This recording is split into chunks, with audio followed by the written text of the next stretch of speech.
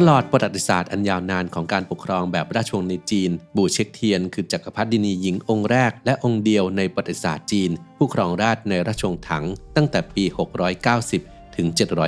705 จักรพรรดินีบูเช็กเทียนเป็นสตรีที่มีความมุ่งมั่นและเก่งกาจด้านการบริหารและการเมืองช่วยให้พระนางสามารถเลื่อนลำดับชั้นจากนางสนมสู่บัลลังก์อำนาจของจีนและกลายเป็นสตรีที่ยิ่งใหญ่ที่สุดในประวัติศาสตร์จีนที่ไม่เคยเลือนหายไปในคลิปนี้อับดุลไททูบรวบรวม 9 การค้นพบทางวรรณคดีจากยุคของพระนางเผยให้เห็นถึงความทะเยอทะยานความเฉลียวฉลาดและมรดกที่ซับซ้อนของผู้นำหญิงในสังคมที่ปกครองโดยผู้ชาย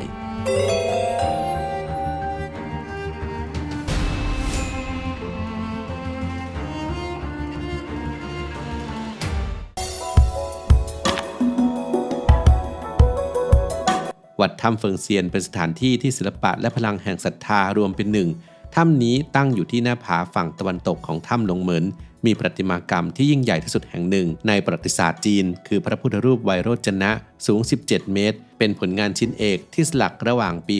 672 ถึง 676 มีใบหน้าอ่อนโยนใบหูยาว 2 เมตรและรอยยิ้มอันลึกลับผู้อยู่เบื้องหลังความยิ่งใหญ่นี้คือบูเช็กเทียนพระมเหสีของจักรพรรดิเกาจงพระนางทุ่มทรัพย์ส่วนพระองค์จำนวนมากเพื่อสร้างถ้ำเฟิงเซียนและจารึกบนถ้ำเผยว่าในปี 676 พระนางได้เข้าร่วมพิธีเปิดอย่างสง่างาม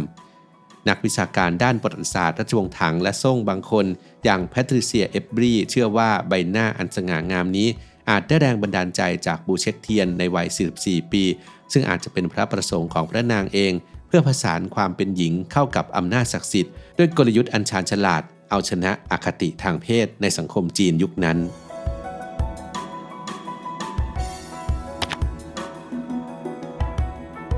หลังจากพระเจ้าเกาจงสวรรคตในปี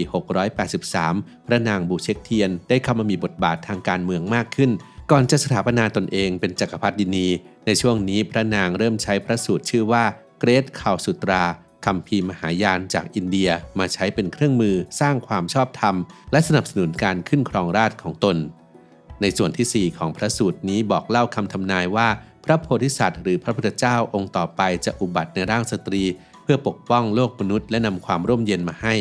นักวิชาการด้านราชวงศ์ถังของจีนอย่างนอร์แมนแฮร์รี่รอดชัยวิเคราะห์ว่าจักรพรรดินีบูเช็กเทียนคว้าโอกาสนี้เพื่อเปลี่ยนประวัติศาสตร์ทำให้การขึ้นครองราชย์ของเธอเป็นไปตามพระบัญชาสวรรค์ในลัทธิขงจื้อบูเช็กเทียนสั่งแปลและส่งพระสูตรนี้ไปยังวัดทุกแห่งทั่วราชอาณาจักรพระสงฆ์และประชาชนรับรู้คำทำนายนี้และอคติทางเพศในสังคมปิตาธิปไตยเริ่มสั่นคลอนในจีนจนในที่สุดพระนางก็สามารถเอาชนะอคติทางเพศในสังคมปิตาธิปไตยและเสริมสร้างภาพลักษณ์ให้แก่ตนในฐานะจักรพรรดินีผู้ถูกเลือก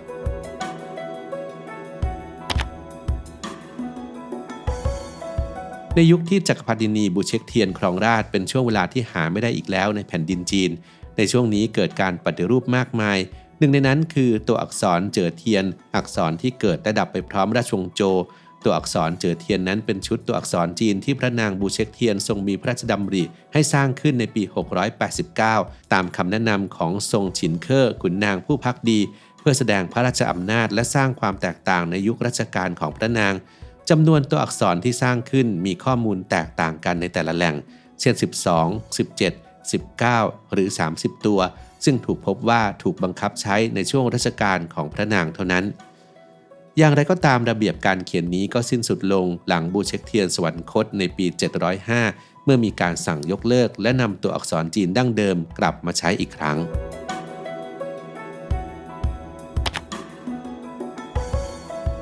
ระบบสอบขุนนางเริ่มต้นในสมัยราชวงศ์สุยเมื่อศตวรรษที่ 6 และพัฒนาต่อในสมัยราชวงศ์ถังการสอบนี้จำกัดอยู่แค่ชนชั้นสูงและลูกหลานจากตระกูลขุนนางเก่าแก่เท่านั้นจนกระทั่งบูเช็กเทียนก้าวขึ้นสู่อำนาจการสอบขุนนางถูกเปลี่ยนโฉมให้กลายเป็นความฝันที่ผู้คนทุกคนสามารถใฝ่ฝันได้บันทึกในจื่อจื้อทงเจี้ยนเล่าว่าบูเช็กเทียนต้องการลดอิทธิพลของขุนนางตระกูลเก่าแก่และสร้างกองทัพข้าราชการที่ภักดีต่อพระนาง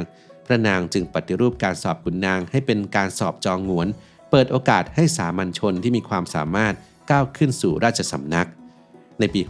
690 บูเช็กเทียนทรงวางรากฐานประวัติศาสตร์ทรงเริ่มให้มีการจัดอันดับผลการสอบขึ้นเป็นครั้งแรก อันดับ1เรียกว่าจองหงวนอันดับ2ปางเยี่ยนและอันดับ3ท่านหัวทั้ง3นี้รู้จักกันในนาม3ยอดแห่งการสอบความฝันสูงสุดของนักปราชญ์ทั่วแผ่นดินจีน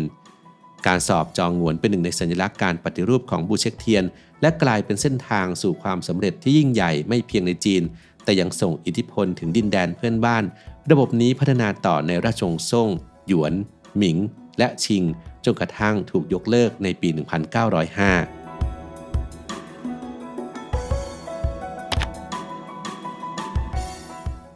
ในปี 2002 นักวรรณคดีค้นพบสุสานของหยานซื่อเว่ยและภรรยาพร้อมสมบัติล้ำค่าตุ๊กตาเซรามิกกระจกประดับทองคำและที่สำคัญที่สุดจารึกบนหินสีน้ำเงินซึ่งเล่าเรื่องราวอันน่าเศร้าของชายผู้นี้หยานซื่อเว่ยขุนนางอาวุโสที่บูเช็กเทียนโปรดปรานมีบทบาทสำคัญในการผลักดันพระนางสู่บัลลังก์ของราชวงศ์โจวแต่หลังจากพระนางขึ้นครองราชย์อำนาจของเขากลับกลายเป็นเงามืดจารึกเผยว่าน้องชายของเขาถูกกล่าวหาว่าคิดก่อกบฏโทษทันนั้นโหดร้ายมากเพราะจารึกระบุว่าครอบครัวทั้งหมดต้องโทษประหารหยานซื่อเว่ยและครอบครัวถูกสังหารยกเว้นคุณหญิงเป่ยที่เสียชีวิตไปก่อนหน้าและที่เจ็บปวดยิ่งกว่านั้นศพและวิญญาณถูกฝังอย่างไม่ใส่ใจสุสานนี้แสดงให้เห็นถึงความซับซ้อนของราชสำนักจีนภายใต้การปกครองบูเช็กเทียนแต่หลังจากบูเช็กเทียนสวรรคตหยานซื่อเว่ยได้รับการล้างมลทินร่างของเขาถูกย้ายมาฝังอย่างสมเกียรติเคียงข้างภรรยาของเขา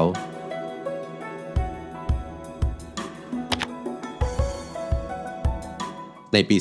2013 นักโบราณคดีค้นพบหลุมฝังศพโบราณที่ซ่อนเรื่องราวของผู้หญิงที่ทรงพลังสุสานของช่างกวานหวานสุสานนี้เสียหายหนักเหลือโบราณวัตถุเพียงไม่กี่ชิ้นแต่จารึกบนแผ่นป้ายอนุสรณ์เผยความจริงที่นี่คือที่ฝังศพของช่างกวานหวานเลขานุการและที่ปรึกษาคนสำคัญของบูเช็กเทียน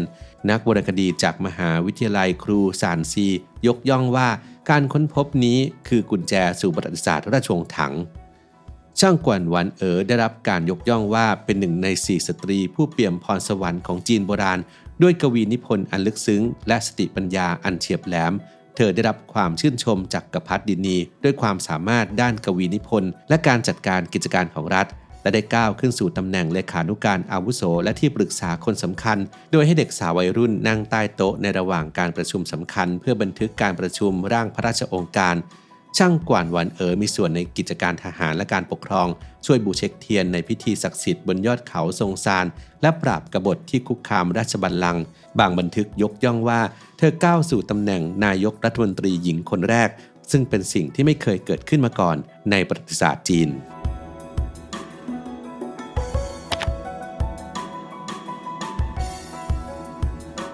ในเมืองเซียนหยางห่างจากซีอานเพียง88กิโลเมตรสุสานเฉียนหลิงอันยิ่งใหญ่ซ่อนอัญมณีแห่งราชวงศ์ถังสุสานขององค์หญิงหยงไทสตรีที่ความงามและสติปัญญาทำให้แม้แต่ดอกเหมยต้องเสียแสงสุสานนี้สร้างตามมาตรฐานของจักรพรรดินีกว้าง275เมตรยาว220เมตรล้อมรอบด้วยกำแพงหินด้านบนประดับสิงโตหินและเสาตกแต่งด้านล่างมีทางเดินปูพื้นช่องแสง6ช่องและห้องฝังศพ2ห้องห้องด้านหน้าดั่งห้องนั่งเล่นส่วนห้องด้านหลังประดับภาพท้องฟ้าดวงอาทิตย์และดวงดาวสะท้อนความเชื่อว่ามนุษย์จะหลอมรวมกับธรรมชาติหลังความตาย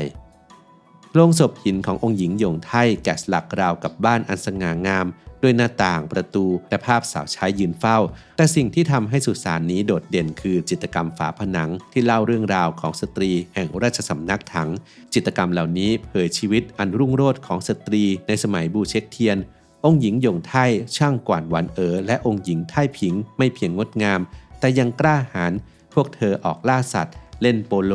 ร้องเพลงแต่งกวีบางครั้งปลอมตัวเป็นชายหรือสวมชุดฮูฟู่ที่ท้าทายประเพณีสตรีเหล่านี้คือสัญลักษณ์แห่งอิสรภาพในยุคที่ไม่เหมือนใคร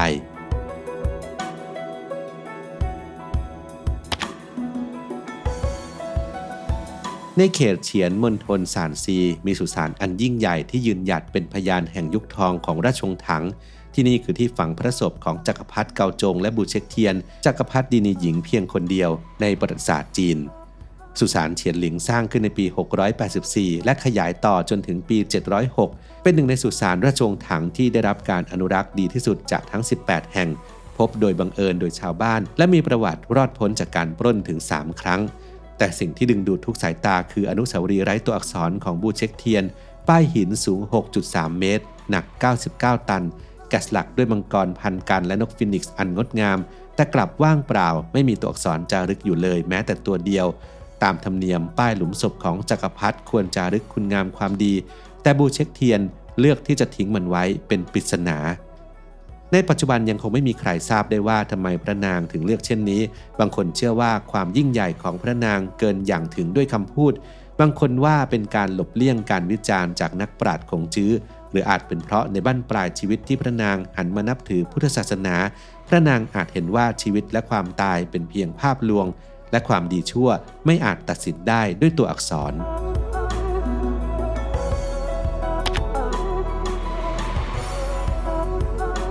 ในใจกลางสุสานเฉียนหลิงมณฑลซานซีทางเดินวิญญาณอันศักดิ์สิทธิ์นำทางสู่สุสานของจักรพรรดิเกาจงและบูเช็คเทียนมีสิ่งหนึ่งที่โดดเด่นดึงดูดสายตาคือรูปปั้นหิน124ตัวเชื่อว่าเป็นตัวแทนของขุนนางชั้นสูงและตัวแทนทางการทูตจากแคว้นต่างๆที่มีความสัมพันธ์กับราชวงศ์ถังในช่วงรัชสมัยของจักรพรรดิเกาจงและบูเช็คเทียนเช่นเปอร์เซียอินเดียและตุรกีซึ่งในจำนวนนี้61ตัวที่รู้จักในชื่อรูปปั้นไร้ศีรษะก่อนที่รูปปั้นเหล่านี้จะกลายเป็นรูปปั้นไร้ศีรษะครั้งหนึ่งเคยสง่างาม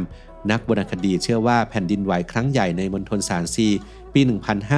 1556 ความรุนแรง 8.0 ริกเตอร์ซึ่งฆ่าชีวิตกว่า 830,000 คนได้ทำลายศีรษะของรูปปั้นให้หลุดหรือแตกหักกลายเป็นพยานเงียบของภัยพิบัติครั้งประวัติศาสตร์รูปปั้นขุนนางเหล่านี้สร้างขึ้นตามพระราชโองการของบูเช็คเทียนเพื่อแสดงความยิ่งใหญ่ของราชวงศ์ถังในยุคที่เป็นทั้งศูนย์กลางของการค้าและวัฒนธรรมแห่งเอเชียและรวมไปถึงความสัมพันธ์ทางการทูตกับแคว้นต่างๆของจีนบนเส้นทางสายไหมสำหรับคนที่ต้องตื่นเช้าทำงานหนักเจอกับความกดดันจนร่างกายเริ่มล้าผมมีสิ่งดีๆมาแนะนำครับนี่เลย Dip CBD ตัวช่วยที่ทำให้การนอนของผมดีขึ้นมากเขาช่วยทั้งเรื่องของความผ่อนคลายลดปวดเมื่อยและทำให้หลับลึกจริงๆครับบอกเลยว่าเป็นสิ่งที่ต้องพกติดกระเป๋าในช่วงนี้เลยใครอยากสนับสนุนผมลองสั่งไปใช้ดูครับสั่งง่ายๆแค่แอดไลน์สแกน QR Code นี้หรือจิ้มลิงก์ใต้คลิปได้เลยครับ